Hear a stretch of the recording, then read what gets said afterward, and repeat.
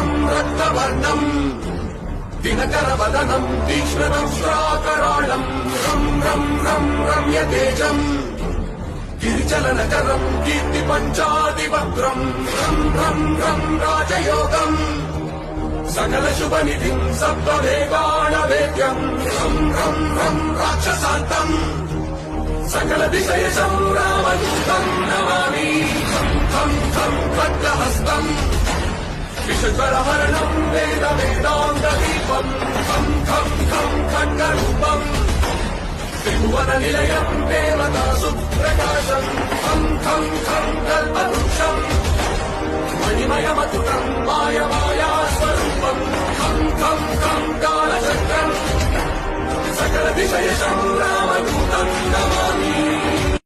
Please follow our page India Traveler 3.